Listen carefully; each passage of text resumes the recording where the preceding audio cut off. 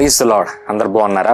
దేవుని కృపలో ఆత్మీయంగా ఎదుగుతున్నారని నేను నమ్ముతా ఉన్నాను. దేవుడు ఈ రోజు ఒక వాక్యం ద్వారా మనతో మాట్లాడుతున్నాడు. ఏంటంటే, 1 పేతురు రాసిన పత్రిక 5వ అధ్యాయం 6వ వచనం.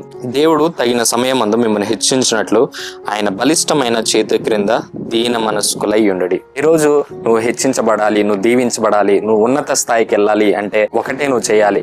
ఏంటంటే, ఆయన బలిష్టమైన చేతుల క్రింద దీన మనస్కుడివై ఉండాలి.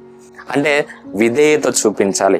ఈ వాక్యం ఏం చెప్తుందంటే, విధేయత కలిగిన వాళ్ళే ఉన్నత స్థాయికి వెళ్తారు. అరేబియన్ గుర్రాలు చాలా ప్రత్యేకమైనవంట. కొనడానికి చాలా మంది ముందుకు వస్తారంట. ఇది చాలా కఠినమైన ట్రైనింగ్ ఉంటుందంట.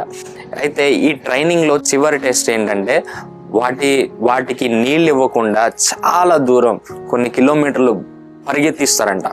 పరిగెత్తించి అవి చాలా బాగా అలసిపోయిన తర్వాత ఒక నది దగ్గరికి వాటిని తీసుకువెళ్తారంట. ఈ నోటికి ఉన్న కళ్ళాన్ని తీసివేసి ఆ గుర్రాలను వదిలేసినప్పుడు అవి చాలా ఫాస్ట్గా ఎప్పటి నుంచో దాహంతో ఉన్నాయి కాబట్టి ఆ నది దగ్గరికి వెళ్ళి నీళ్లు తాగబోతాయంట. నీళ్లు తాగబోయినప్పుడు ఆ ట్రైనింగ్ ఇచ్చే పర్సన్ వెంటనే విజిలేసి వాటిని వెనక్కి పిలుస్తాడంట. వెనక్కి తిరిగి వస్తాయో అవి ఆ టెస్ట్ లో పాస్ అయినట్టంట.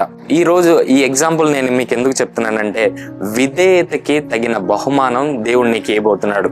ఈ రోజు నువ్వు శ్రమల గుండా వెళ్తున్నావా, శోధనల గుండా వెళ్తున్నావా, ఏ పరిస్థితి గుండా నువ్వు వెళ్తున్నా గానీ నువ్వు గుర్తు చేసుకోవాల్సింది ఏంటంటే, దేవుడు నిన్ను పరీక్షిస్తా ఉన్నాడు. యోసేపును కూడా చాలా శ్రమల గుండా తీసుకువెళ్ళి దేవుడు టెస్ట్ చేశాడు. ఎందుకంటే అతన్ని హెచ్చించడానికి. అతను విధేయత చూపించినప్పుడు అతను ఎన్ని పరిస్థితులు వచ్చినా అతను విధేయత కలిగి ఉన్నాడు. ఆ విధేయత చూపించినందుకు దేవుడు అతన్ని ఎంతగానో హెచ్చించినట్లు మనం చూస్తాం. ఈరోజు నీ జీవితంలో కూడా నువ్వు ఏ పరిస్థితి గుండా దేవుడు నిన్ను తీసుకువెళ్తున్నా, ఏ శ్రమల గుండా దేవుడు నిన్ను తీసుకువెళ్తున్నా, ఏ పరీక్షల గుండా దేవుడు నిన్ను తీసుకువెళ్తున్నా, నువ్వు చూపించాల్సింది ఏంటంటే విధేయత మాత్రం కనపరచు, విధేయత మాత్రం చూపించు. దేవుడు నిన్ను దీవించబోతున్నాడు, దేవుడు నిన్ను ఆశీర్వదించబోతున్నాడు, దేవుడు నిన్ను ఉన్నత స్థాయికి తీసుకువెళ్ళబోతున్నాడు. కాబట్టి ఈ మాటలు నమ్ము. నేను దేవునికి విధేయత చూపిస్తానని కామెంట్ సెక్షన్ లో కూడా తెలియజేయి. దేవుడు నిన్ను హెచ్చించబోతున్నాడు.